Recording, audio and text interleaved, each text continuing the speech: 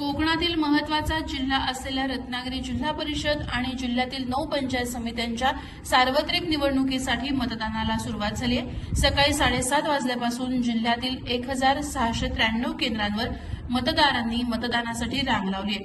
56 जिल्हा परिषद गट आणि 112 पंचायत समिती गणांसाठी दिग्गजांची प्रतिष्ठा पणाला लागली आहे। रत्नागिरीत पुरुषांपेक्षा महिला मतदारांची संख्या जास्त असून सकाळीच केंद्रांवर रांगा पाहायला मिळत आहेत।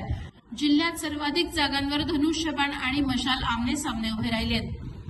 प्रशासकीय यंत्रणा या प्रक्रियेसाठी सज्ज असून 4286 मतदार यंत्रांच्या माध्यमातून 5455 कर्मचारी आपलं कर्तव्य बजावत आहेत।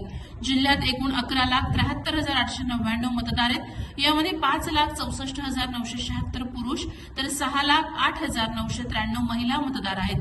रत्नागिरी तालुक्यात सर्वाधिक मतदान केंद्र असून सर्व केंद्रांवर मतदान साहित्यासह कर्मचारी वेळेत पोहोचले।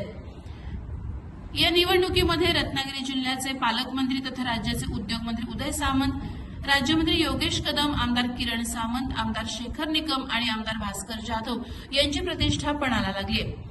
अनेक ठिकाणी शिवसेना विरुद्ध शिवसेना उद्धव बाळासाहेब ठाकरे असा अटीतटीचा सामना रंगत आहे। कोणताही अनुचित प्रकार घडू नये यासाठी पोलीस दलानं कंबर कसली आहे।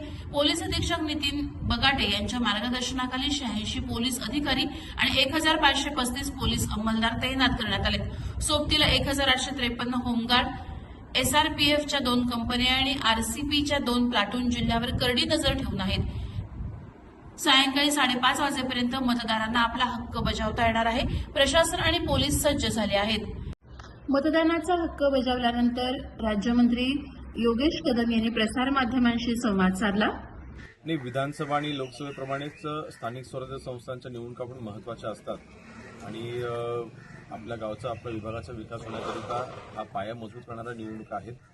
म्हणून आपल्यामार्फत मी आवाहन करेन की ज्या 12 जिल्ह्यांमध्ये ह्या निवडणुका होत आहेत त्या जिल्ह्यामध्ये सर्व मतदारांनी आपल्या मतदानाचा हक्क बजावावा।